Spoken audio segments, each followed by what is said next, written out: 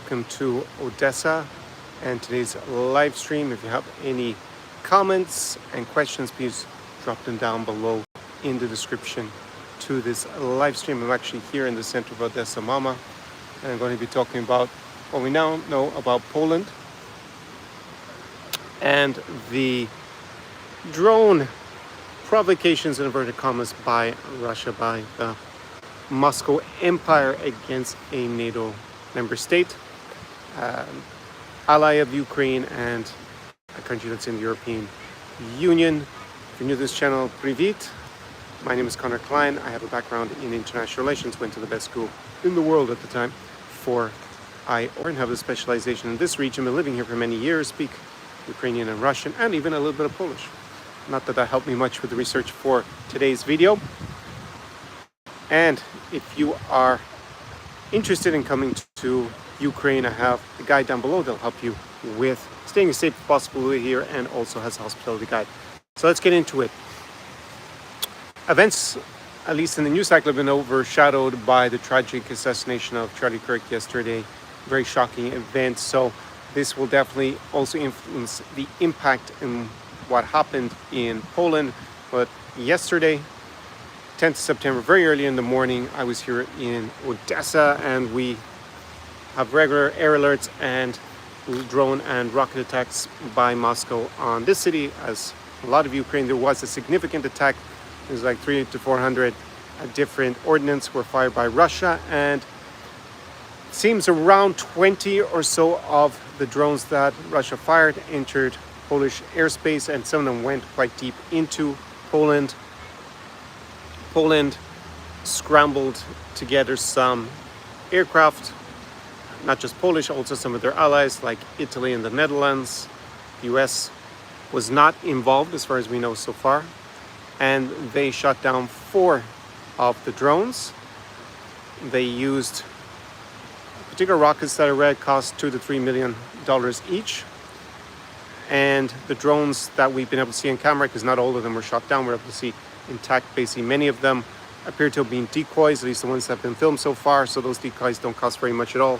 I think around 20,000, maybe it's even a lot less than that, to produce. They did not contain a warhead. Nonetheless, they shot down 4 of them, which means somewhere around 15 to 20 then landed in Poland. There was a building damaged, a house damaged by the debris of one of the drones that they shot down, and the others, they came to a stop somewhere. So there doesn't seem to be any casualties, minimum damage. However, it does cross a threshold and a serious escalation by Vladimir Putin. Presumably ordered this himself, as it does not appear to be an accident. We'll get that in a minute. Occasionally there have been some drones that had entered Polish airspace and also Romanian airspace when they were either jammed or they just malfunctioned. However, to have more than, let's say, 2 at any one time, it means that, and for them to gone so deep into Polish territory where there wouldn't have been any jamming, indicates that this was planned. It was a calculated escalation, and it's interesting to look at what the consequences might be and what went through, presumably part of the calculations by the Kremlin in this new escalation. As a response, Poland has invoked Article 4, not 5, but Article 4 of the NATO treaty. That means that they basically get the defense ministers together to have consultations. It just allows them to have higher level diplomatic discussions with their allies in a very short space of time. It is not like Article 5, which would have considered this an attack on all, although the wording of Article 5 is a bit vaguer than that, but that's always the way that the deterrence has been presented, in particular by the US, up until this current US administration. And Poland described it as a provocation and not an attack, therefore it would fall below the threshold that would potentially lead to an Article 5 being invoked by Poland and then having obviously a lot more serious consequences for the Kremlin. Russia, on their half, they kind of denied it and kind of didn't. Obviously, you have a whole information space, disinformation space that they feed with narratives to Ukrainians. At the end, there'll probably be some biological bugs or something that were controlling him, who knows. But they did release a statement saying that they were not basically targeting Poland, and you could say that falls, in diplomatic speak, that falls within parameters of what happened, especially if these turn out to have been decoy drones, so they were not actually trying to destroy or hit any particular target, just penetrating Polish airspace with obviously a strategic objective. So why would Moscow do this now? Well, we've had, since Donald Trump has been inaugurated, the most pro-Putin, Russia-friendly administration since Putin took over, that's clear. He has invited Vladimir Putin, who's an indicted war criminal, who does not agree to any ceasefires, illegally invaded Ukraine, obviously, in 2014 and 2022.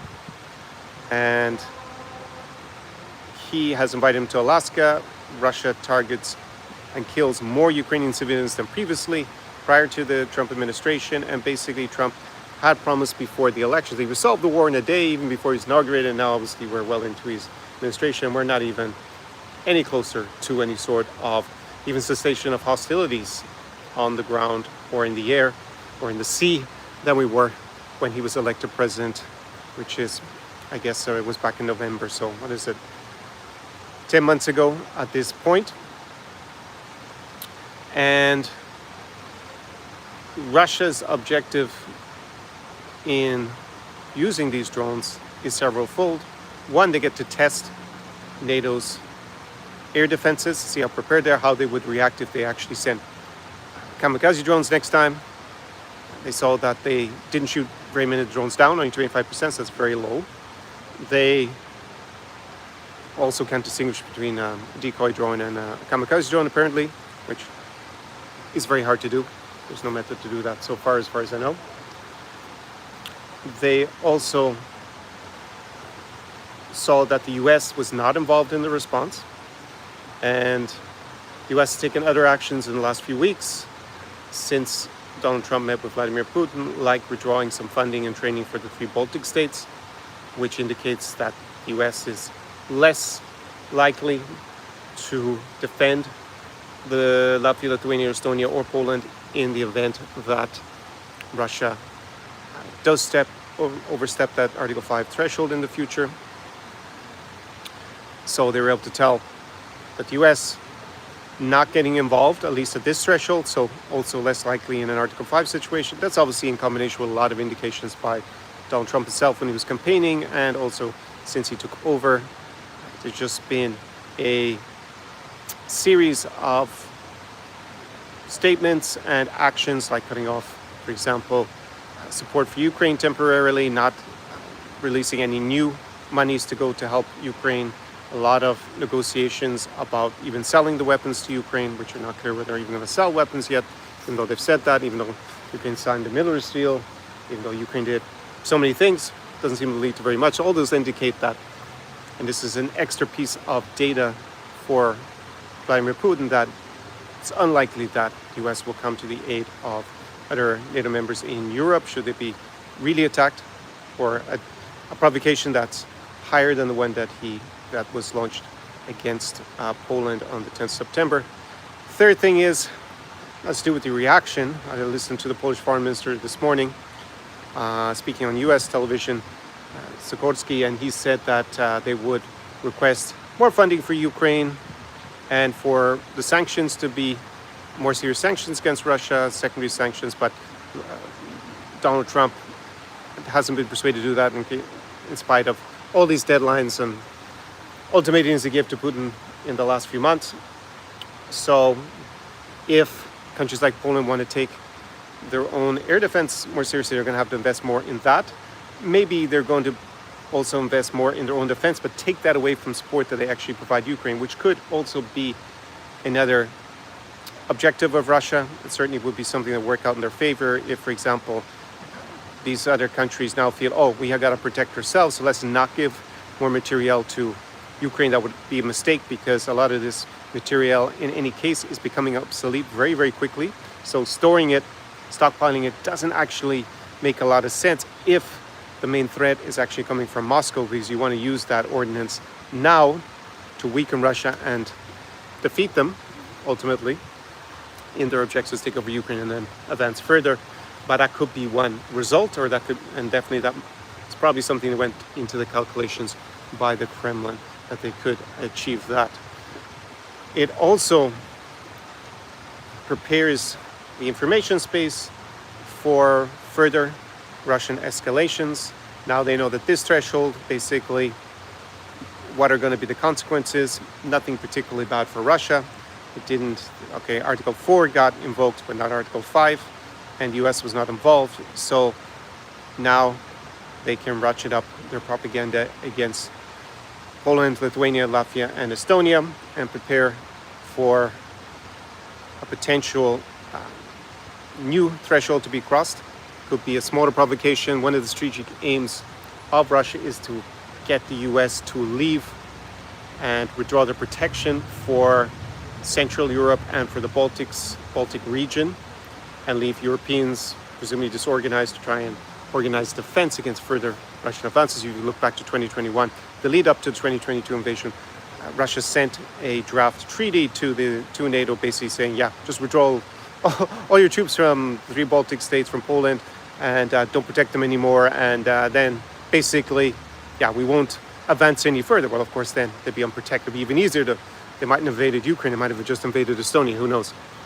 So looking at the situation on the ground here in Ukraine, Russia has made very little battlefield advances in the last 2 years. They've taken just an additional 1% of Ukrainian territory. They now occupy significantly less Ukrainian territory than they did at the high water point around, I think it was March, April 2022, where it was about 25% of Ukrainian territory. Now it's 19, and it had been 18. And they are very unlikely to make much more progress. This much vaunted summer 2025 offensive by Russia didn't really achieve very much. And as a result, they will, looking at their need for material, money, and manpower. Perhaps China said they're going to ensure they don't lose and loan them more money, so that might in part help Russia with solving that problem. Their economy is in dire straits already. Manpower, they still get enough recruits, but that is not guaranteed going forward.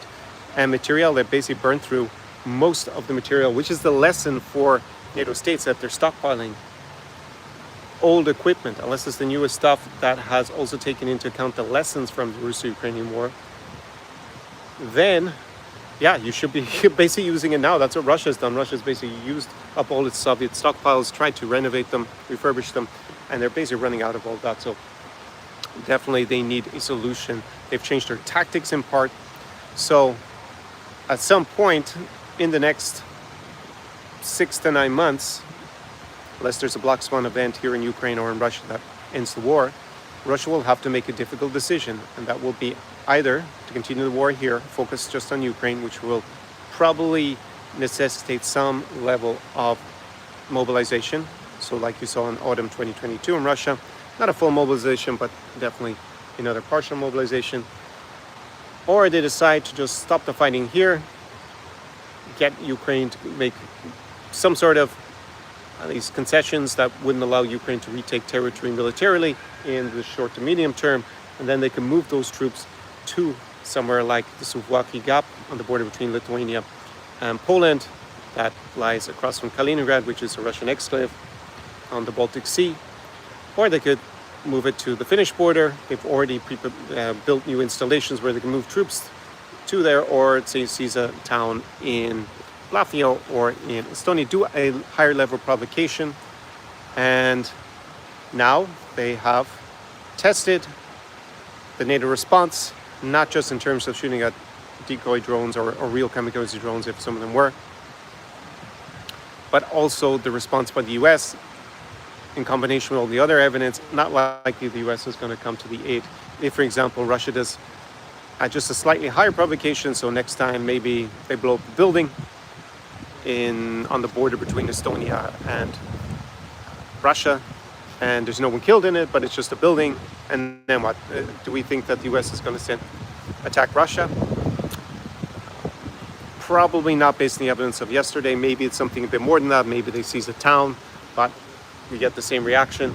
And they will continue to test and probe and maybe decide to focus on the strategic objective of getting the US to remove its security umbrella from parts of the former Moscow Empire or their sphere of influence as a temporary win while they fail here in Ukraine to actually crush Ukrainian independence and take over the entire country, either directly through occupation or through some sort of political change. So that is how I see it. And with the tragic, disgusting assassination of Charlie Kirk yesterday I think it was in Utah, probably the news cycle has already moved past. But Russia basically violating, causing a provocation in NATO airspace already, and very unlikely that we're going to see any major repercussions for Russia from this, as the US will be presumably and justifiably now focused on the fallout from that murder yesterday. So that is the situation. Drop your comments down below and your questions. This is the live stream format, and I had another live stream on my lifestyle channel yesterday about this when it broke. So I think the main thing that I'm updating on this one is that also maybe countries like Poland and other NATO members are going to send less equipment to Ukraine, because now they're going to be more focused on their own defense, which would be a strategic mistake, because if Russia's not stopped in Ukraine, they will presumably go further. So it's better to use that material now to destroy Russia's capacity. And that is something that occurred to me afterwards. And the fact that they are most likely drone decoys, not actually kamikaze drones, because they're hard to tell when they're up in the air, indistinguishable apparently. And that is just more evidence that it was more calculated by the Kremlin, because if they sent kamikaze drones, maybe it would have blown something up and pushed the escalation threshold higher. But now they've done the decoy drones, so maybe next time they can go with a kamikaze drone or two. Also, some of these drones cross Belarusian airspace, which is also interesting. It's just more further evidence that, in combination with the number of them, that it's definitely not some sort of accident or an errant drone or two. It's definitely calculated. So Vladimir Putin clearly feels emboldened that he can go further and further and test NATO resolve. Also, as I mentioned yesterday, in the last few weeks, Russia has blown up a US business, a household appliance factory right on the border with Slovakia and Hungary in Ukraine. US business, Donald Trump, from what I can see, they didn't even say anything. Apparently you can just blow up US businesses now abroad and not face any sort of backlash from the US, which is kind of weird for a guy who positions himself as a businessman. And we had all this narrative around the minerals deal, that if the US had businesses in Ukraine, which they already have, so it never made any sense, that suddenly the US would step in militarily to protect its business. Obviously, that is another piece of evidence suggesting that's not likely to happen. Also targeted and hit were the British Council building in Kiev, the EU delegation in Kiev, which is like an embassy for the European Union, the Azerbaijani embassy. Azerbaijan and Russia have a diplomatic spat over the last year, and their diplomatic relations are very low. Also, Russia targets Sokar, which is a Azerbaijani petroleum company. Anyways, they have lots of petrol stations on there. They are regularly hit by Russia. Azerbaijani and the Azerbaijani princess has warned Russia about hitting their assets in Ukraine, but they hit the embassy. Also, the European Investment Bank was hit. Russia also hit a Ukrainian governmental building. So they're just escalating this all the time. They don't seem to have to fear too much as a backlash, definitely not from the United States and Donald Trump. And Russia probably feels they have a narrow window to try and get everything done that they can. It's not clear with the midterms what will happen with American domestic politics. So they have, just over a year before that becomes reality. I guess a year and 4 months before a new Congress would be sworn in, new House of Representatives, and then partially a new Senate. And that could dramatically change. It could significantly change what happens domestically in the US and also with its foreign policy And also with the economic issues now starting to really affect Russia. Inflation is on the way up. They've overheated their economy. They don't really have much more runway in terms of kicking the can down the road. They will have serious retrenchment. They're basically already in recession, maybe even a pretty big recession. They claim that basically there was some term of art to obfuscate the economic reality that they released, like they have a technical stagnation or something like that, but basically they have a recession already. That's only going to deepen. A foreign war like this, requiring so many resources, is not good for your economy. It's nice to put down on paper that you have a new tank you produce and it's worth X number of rubles, but then it gets blown up in Ukraine with the crew inside it, a week later, then, well, it's not actually worth anything in reality, other than the scrap metal if you get it back. And all these things are going to come to a head, and Vladimir Putin probably feels this is his best opportunity of all time to try to strategically defeat the West, the collective West, drive a huge fissure in between the US and Europe, and achieve a goal of getting the US to remove its protection. It's never entirely clear whether in reality, under Joe Biden, for example, that the US would have come to the aid of, say, Latvia if they were invaded in a similar manner as I've described. However, under Donald Trump, there's definitely more reasons to be concerned that would happen. And Vladimir Putin is getting on in age, so I think that we will see a lot happen in the next year or so. And he probably feels this is his best chance and maybe last chance to have this huge strategic victory, whether it's against the West overall or here in Ukraine, in crushing Ukraine's independence, which is the underlying reason for the war. Ukraine doesn't want to be part of Russia's sphere of influence, Moscow's sphere of influence, because they have a better alternative, which is to join the European Union and Euro-Atlantic institutions for their economy, for the society overall. If you just look at Poland, its remarkable growth.